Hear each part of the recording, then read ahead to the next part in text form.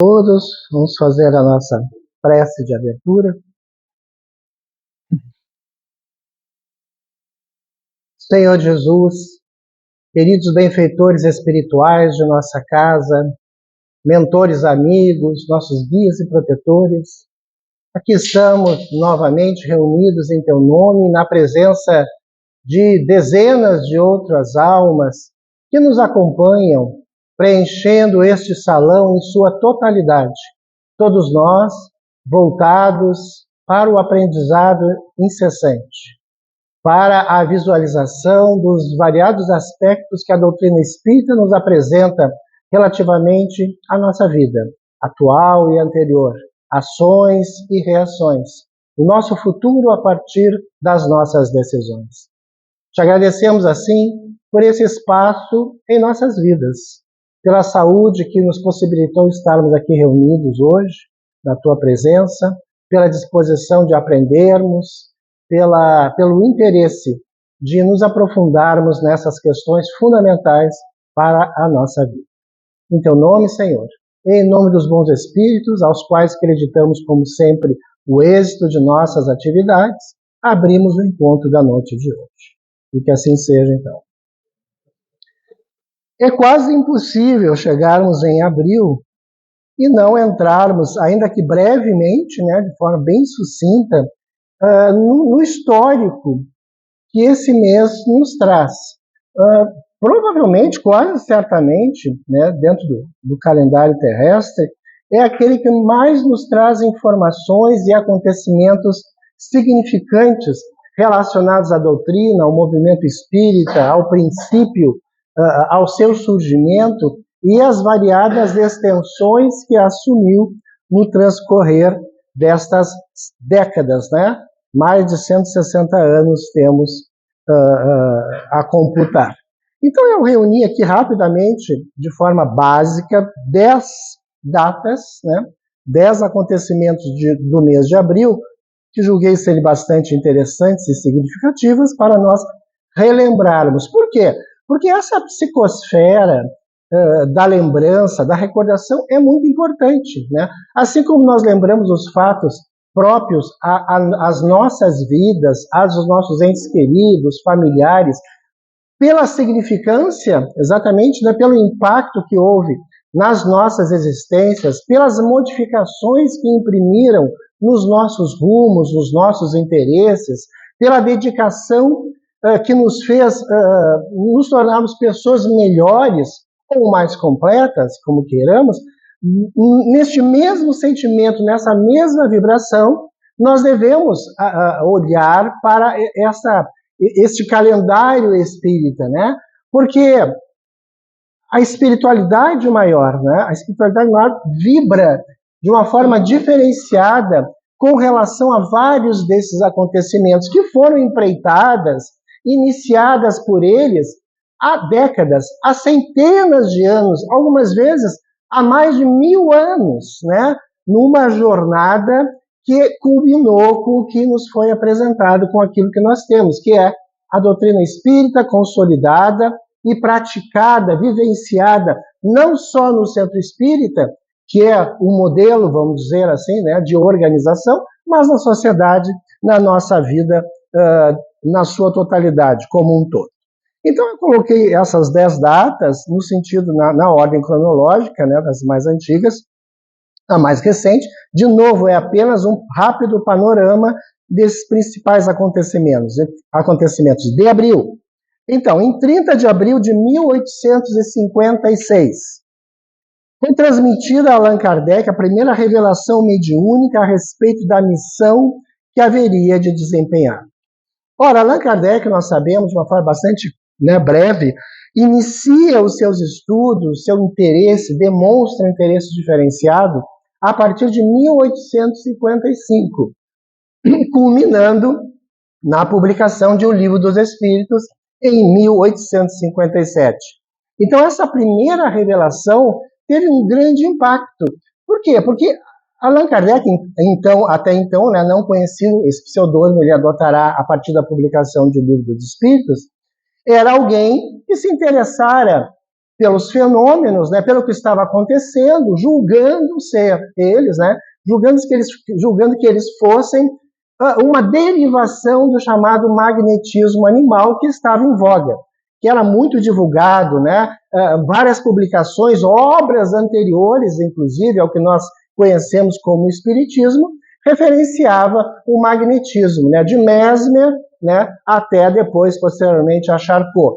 Então, eram fatos conhecidos. Então, ele se propõe a averiguar. Esse é o mérito de Kardec, hoje, né, conhecido como Kardec, a proposta de averiguação. E quando ele se joga, né, quando ele se lança a essa busca da informação, porque um cientista nato, né, porque um livre pensador, ou seja, aberto a variadas ideias, a inovações ideológicas, é que ele se depara com o que nós conhecemos, de imortalidade da alma, né? Em uma destas reuniões em que ele participava com médiums, com meninas médiums, eram 4 irmãs, se não me falha a memória, na casa de um conhecido seu, né, dele e sua esposa, uma sessão, portanto, familiar e íntima, ele recebe, através de uma dessas jovens, esta mensagem, esta revelação mediúnica, que o informava de que ele teria, ou de que ele tinha uma missão a desempenhar, né? E até, inclusive, dentro dessas comunicações, e foram várias, né, mas que se inicia, inclusive é referenciada a relação com o papado, é como se fosse um papado espiritual.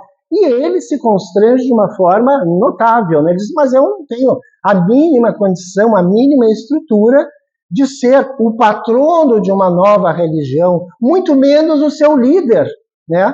Dentro da sua humildade, dentro da sua sinceridade. Mas os espíritos confirmam que ele efetivamente fora o escolhido para embrenhar-se nessas novas ideias, mas que, e é o que nós todos conhecemos, que se ele falhasse, outro o substituiria. E isso foi uma revelação que, de uma certa forma, trouxe-lhe um certo refrigério. Ou seja, ele carregava a missão. Ele havia sido escolhido entre missionários, né, da cultura, podemos dizer assim, para ser o codificador, para ser o cientista, para ser o arranjador. Mas que se ele, como homem, e como qualquer um de nós, falhasse, e as chances eram grandes, outros já haviam sido preparados. Nunca a espiritualidade, né, segundo o que eu saiba, e segundo as obras, né, revelou outros nomes especificamente. Não era assim, se tu falhar fulano, beltrana, cicrana, não. Outro o substituirá. Porque a obra do Cristo não pode se assentar sobre uma única pessoa. Este era o teor da codificação. Então isso lhe dá forças, o impulsiona para a continuidade e ainda lhe traz, né, um sentimento de que, se eventualmente eu falhar pelas minhas não virtudes, a ausência de virtudes, né, dentro da estrutura que é possível, que nos oferece, né, essa larga bagagem, outro iria assumir a obra, complementar esta obra, tocando à frente. Então, essa mensagem, recebida em 30 de abril de 1856, portanto, né, praticamente um ano antes do lançamento de O Livro dos Espíritos, lhe mostra que ele carregaria efetivamente uma gravíssima responsabilidade, como ele o fez. Depois, ainda na sequência histórica dos anos, 18 de abril de 1857, que é a grande data do Espiritismo, né? O lançamento de O Livro dos Espíritos. Muitas pessoas sabem, mas assim, Allan Kardec, quando leva à publicação essa obra, retira os recursos para tal do próprio bolso, né? Ele investe o seu recurso, os seus valores, como professor, né? Como autor de outras obras didáticas, da gramática, a física, a química, ele investe os valores na publicação da primeira edição de O Livro dos Espíritos. Até hoje não se sabe exatamente quantos exemplares foram publicados. Estima-se que na faixa dos 1.000 a 1.100 apenas, o que para a época já era uma enorme tiragem. Tiragem essa que se esgota rapidamente, proporcionando uma segunda impressão e, posteriormente, nos anos seguintes, novas edições, né? E onde ele vai estendendo esta obra, que começa com 501 questões, e ela é ampliada na sua edição definitiva para 1019. Alguns falam 1018, 1019, é isso aí, mais ou menos isso. 1018, 1019, conforme o entendimento dos pesquisadores, que é o nosso grande marco, né? Estar no Espiritismo, buscar vivenciá-lo, tentar aproximar-se sem ler o Livro dos Espíritos é perder realmente, né, o grande rol de informações absolutamente necessárias para o desdobramento daquilo que se apresenta, né? Desde quem é Deus, questão número 1, até passando por temas dos mais interessantes sobre todos os assuntos. Pergunta, resposta singela, é uma leitura absolutamente agradável e deve ser feita de maneira permanente para que nós possamos descortinar outros aspectos. Já em 1º de abril de 1858, olha hoje, 1º de abril de 1858, nós temos a fundação da Sociedade Espírita de Paris, Allan Kardec e outros colaboradores. Nós sempre gostamos muito de enfatizar essa data, porque aqui está o esteio, a base, os pilares das sociedades espíritas. Porque até então, um ano atrás, nós tínhamos o quê? A estrutura da doutrina, o Livro dos Espíritos. Muito bem, faça o que com isso? Essa era a pergunta. Nós prosseguiremos nos grupos familiares? Prosseguiremos fazendo sessões particulares, privadas, cada um na sua casa, ou reunindo-se ora numa casa, ora noutra? Ora, nós sabemos que isso acaba não florescendo, porque problemas familiares ocorrem a toda hora, impedimentos relacionados ao trabalho, aos filhos, enfim, às atividades domésticas, impedem uma continuidade, uma regularidade, um clima até mesmo adequado para a consecução de uma obra que deve, sim, ser sempre ampliada. Então, um ano depois, Kardec funda com alguns estreitos colaboradores, e ele sempre os teve em número muito reduzido, uma parte, que é importante dizer, porque hoje nós falamos assim, a casa espírita. Então nós vamos na casa espírita, esta, a legião, aquela outra, lá, e vamos nos deparar com 40, 50, 60, 80, 200 pessoas, dependendo da estrutura particular. Não havia isso. Então ele reunia poucas pessoas que tinham a coragem de colocar suas vidas e seus nomes em uma obra, em um trabalho que, de uma certa forma, abro aspas, afrontava conceitos basilares fundamentais, por exemplo, do catolicismo, que era a grande religião que imperava, né, até porque estreitamente unida à própria ideia de Estado, né? Se confundia muito grandemente, né, o poder do Estado, né, com o poder religioso. Então, com esse grupo pequeno, ele funda a Sociedade Parisiense de Estudos Espíritas, não assumindo a presidência durante muito tempo, que é um fato interessante, né? Kardec sempre delegou. Ele formatou a doutrina. Perfeito. Ele e sua esposa, né, Amélie Gabrielle Boudet, companheira permanente. Mas quando é fundada a Sociedade Parisiense de Estudos Espíritas, todo mundo diz, então Kardec foi presidente até a sua desencarnação. Negativo. Porque ele via a necessidade de delegar atribuições, responsabilidades a outras pessoas que já estavam se preparando. Poderiam não ser brilhantes no sentido administrativo, no sentido cultural, do entendimento, mas eram pessoas que já haviam entendido a essência daquilo que se queria. Então essa delegação é um ensino para nós, até hoje, e assim perdurará, para que nenhum de nós se torne proprietário de sociedade espírita, de donos de sociedades espíritas, né? Essa divisão é absolutamente necessária e indispensável para a oxigenação das próprias atividades.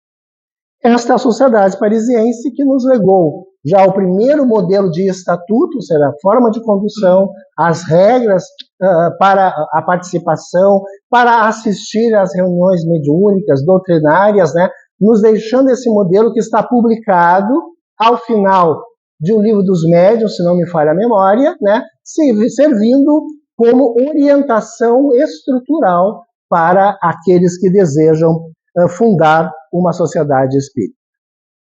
Em 15 de abril de 1864, nós temos o lançamento de O Evangelho segundo o Espiritismo. Nasce com outro nome, é Imitação do Evangelho. Essa foi o primeiro nome de O Evangelho segundo o Espiritismo. Imitação do Evangelho. Por quê? Porque era hora, naturalmente, né? Nós estamos aqui em 1864, nós já tínhamos o Livro dos Espíritos publicado, então, o mundo espiritual como um todo. Logo em seguida, houve a publicação em 1861 de O Livro dos Médiuns, ou seja, a estruturação, a forma de utilização sadia e segura da mediunidade. E agora nós temos o lançamento de O Evangelho segundo o Espiritismo. Exatamente para trazer à doutrina, para incorporar-se na doutrina o aspecto religioso, que até aquele momento parcialmente existia, um pouco deixado de lado, ou bastante deixado de lado. Falha de Kardec? De forma nenhuma. Mas sim, fruto de uma observação e de uma estrutura montada para que aqueles conceitos não fossem apresentados de imediato como sendo uma nova religião. Porque as religiões, ou o termo religião, estava maculado naquele momento histórico.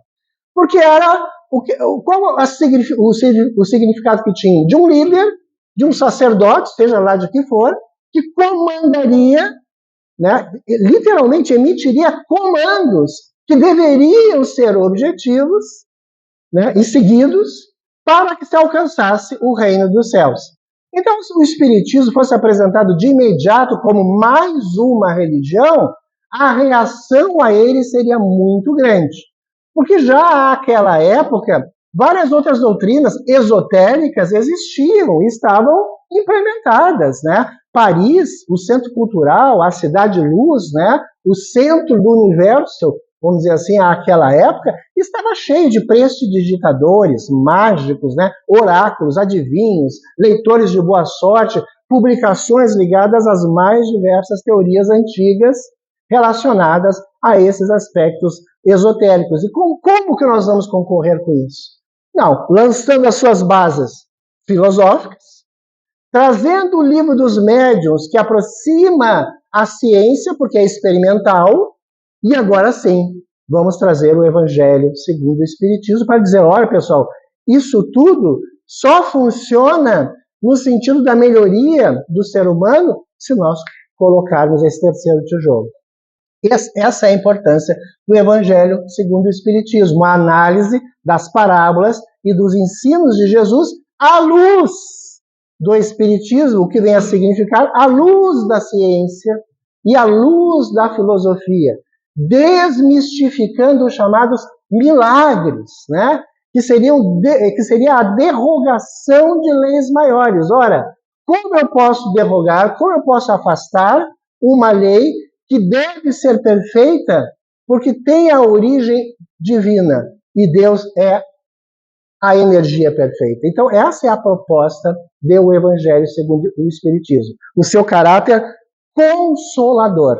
É o consolador, né, que fala da vida após a morte, do porquê ser bom, do porquê não fazer o mal, disso, daquilo, enfim.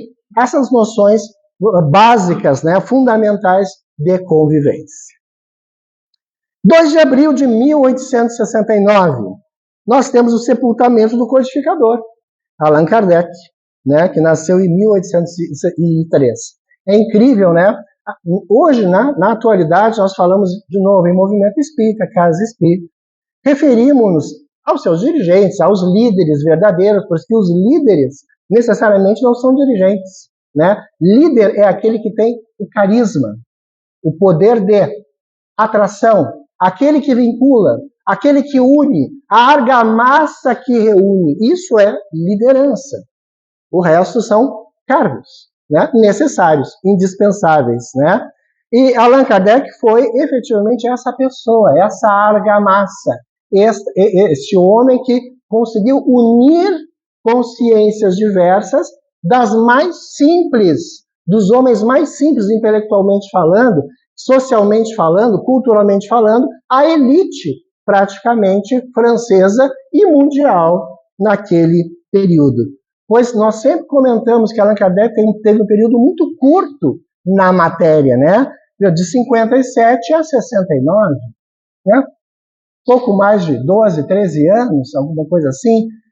É tão pouco, mas a sua missão estava revestida desta necessidade. Ficasse ele mais, talvez os homens, barra mulheres, naturalmente, né, se despreocupassem em um mergulho mais profundo naquelas ideias, deixando a ele, né, esse homem absolutamente dotável, né, dentro da sua forma de análise, a total responsabilidade da extensão e da divulgação. No momento que ele entrega o Pentateuco Kardeciano, as 5 obras básicas, ele entrega toda uma estrutura doutrinária. E agora, cada um busque por si a maior compreensão e a divulgação. Por isso que ele passa pouco tempo entre nós. Passasse 30, 40 anos, quem sabe a doutrina não tivesse tido o crescimento que teve. Porque isso gerou o quê? A impulsão das demais pessoas a buscarem a melhor forma de estender, de ampliar aqueles conhecimentos. E nós temos, psicologicamente, uma certa tendência à calmaria, né? À acomodação. Não, alguém faz, alguém vai dizer como, alguém vai mostrar o caminho. Por que não nós, né? Centrados naturalmente em uma ideia cujas bases sejam absolutamente sólidas. Pois bem, a quinta data, 11 de abril de 1900. Olha só, já passamos para o século XIX. E nós temos o desencarne no Rio de Janeiro de Adolfo Bezerra de Menezes, o médico dos pobres, né? Quem nunca ouviu falar? Impossível, né? Espíritas, não espíritas, todos escutamos falar e conhecemos alguma coisa de Bezerra de Menezes, que marca a sua trajetória dentro da nossa doutrina, talvez nem tanto pelo que ele fez dentro da doutrina, mas pelo que ele era, né? E pela forma dele se conduzir socialmente, ocupando cargos e funções que tenderiam a afastá-lo ou a desvirtuá-lo do norte doutrinário. Ele foi militar, ele esteve na política, ele casou 2 vezes, ele teve filhos. Então, quando a gente olha para a doutrina espírita e olha para esses luminares, e Bezerra de Menezes é indiscutivelmente luminar, nós temos uma tendência que é natural, né, de associar estas situações existenciais como sendo algo incompatível com o exercício de uma missão maior. E nós temos em Bezerra, por consequência, o oposto, a informação oposta. Ou seja, nós podemos ser grandes auxiliares, nós podemos ser grandes divulgadores, motivadores, nós podemos interferir em questões que vão mudar a linha direcional até mesmo da doutrina espírita, como ele o fez, porque na sua época a doutrina estava dividida, né? Como nós comentamos, o espiritismo nunca foi pacífico na sua visão, no seu corredor, na sua estrada. Existiam os místicos e os científicos àquela época. Os místicos acreditavam apenas ou voltavam-se mais para a parte religiosa e os científicos, por consequência, para a parte material científica da doutrina. Ora, sem esses não andam, sem esses também não andam. E Bezerra os une, né, em torno da Federação Espírita Brasileira. Fora toda a sua atividade material, caritativa, assistencial como médico, né, o médico verdadeiro, que é dispensável maiores comentários. Agora já estamos em 2 de abril de 1910. Ora, 2 de abril de 1910 é uma data fantástica para o espiritismo mundial, que é o nascimento, né, o reencarne em Pedro Leopoldo de Francisco Cândido Xavier, que é o grande divisor de águas do espiritismo, né? Antes de Chico Xavier, né? Depois de Chico Xavier. Antes de Chico Xavier, toda a estruturação doutrinária básica. Algumas dezenas de obras, com certeza, publicadas, né? Ou centenas já de obras publicadas antes de Chico Xavier, sobre os mais diversos aspectos doutrinários. Então, Chico Xavier é o divisor, porque ele nos apresenta o mediunismo mais fantástico que a história já conheceu, em função da multiplicidade de fenômenos. Porque médios outros no passado apresentavam manifestações fantásticas. Daniel Douglas Home, em meados de 1880, fazia experimentos na frente de pessoas de levitação, de sair por uma janela em terceiro, quarto andar e aparecer batendo na porta daquela mesma sala segundos depois.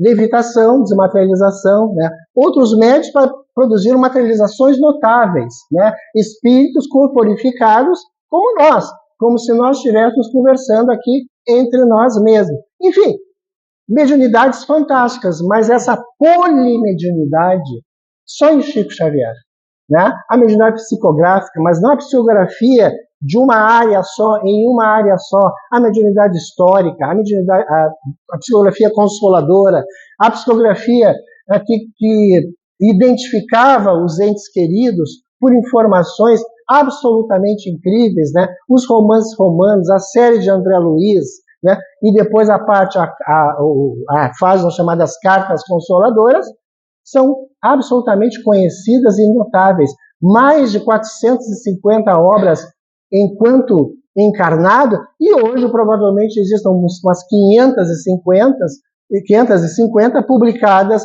100 a mais no mínimo, publicadas de material que ele deixou resguardado, né, exatamente para o futuro. Mas, aprofundando um pouco mais, correndo um pouco mais em função do nosso tempo, 4 de abril de 1919, desencarna Sir William Crookes, um pesquisador espírita fantástico. Era a fase em que o espiritismo ia para o laboratório. Crookes, descobridor do elemento talho, da tabela periódica, descobridor e inventor dos raios catódicos e outros tantos experimentos, membro da Sociedade Real Inglesa de Ciências, trazia ao seu consultório, ao seu laboratório médiuns. Ele realizava experimentações sobre o mais incrível crivo, né, de cuidados, né? A pessoa era posta em jaula, uma gaiola de Faraday, por exemplo, né, que impede, né, que questões elétricas externas atinjam o interior, né? Eram colocadas algemas, naturalmente com cuidado, correntes para imobilizar o médium, enfim. E foram publicadas inúmeras fotografias que até hoje nós podemos localizar em várias de suas obras. Então, William Crookes é um cientista absolutamente incrível e conhecido, que teve a coragem de demonstrar experimentalmente, com método científico, com a comprovação fotográfica de que os mortos não estão mortos. E, para quem quiser, várias obras tratam a respeito dessa personagem absolutamente fantástica. E outra, que é bem desconhecida ainda, né, quase concluindo o nosso encontro, em 23 de abril de 1923, desencarna em Belém a médium Ana Prado. Ana Prado gerou um livro muito interessante, ainda editado pela FEB, chamado O Trabalho dos Mortos, né? Esse livro foi escrito pelo desembargador Nogueira de Faria, então, né, reunindo fotos de um fotógrafo bastante conhecido à época. Ela era mãe de vários filhas, né, casada, e produzia fenômenos incríveis de ectoplasmia, né, a ponto de, nesta obra, O Trabalho dos Mortos, né, várias fotos retratam espíritos junto a ela, inclusive uma muito fantástica em que ela aparece sentada em uma cadeira de balanço ou espreguiçadeira, e o seu corpo está se desmaterializando, a ponto de se ver, né, o encosto da cadeira através dessa médium.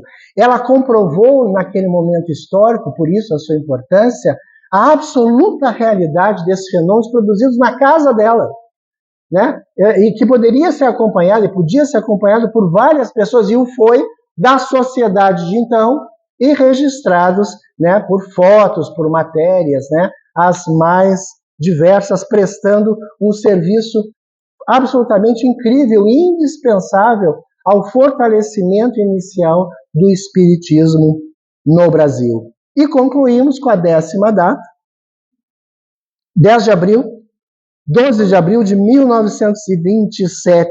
Temos o falecimento, a morte de Leon Denis. Então a Legião já estava com 2 aninhos, né? 2 aninhos, e Leon Denis estava vivo ainda, né? Que interessante, né? A gente tem que... Leon Denis é uma figura absolutamente incrível no movimento espírita. Ele é o braço filosófico do espiritismo. É aquele que mais se aproximou de Allan Kardec. Se nós fôssemos hoje dizer quem assumiria o encargo de Allan Kardec, provavelmente Leon Denis estaria em uma das primeiras vagas, tamanha a sua cultura, interesse e dedicação, e entendimento às obras de Allan Kardec, ao trabalho que ele realizava. Nos deixou inúmeras obras fantásticas sobre filosofia espírita, o problema do ser, do destino e da dor.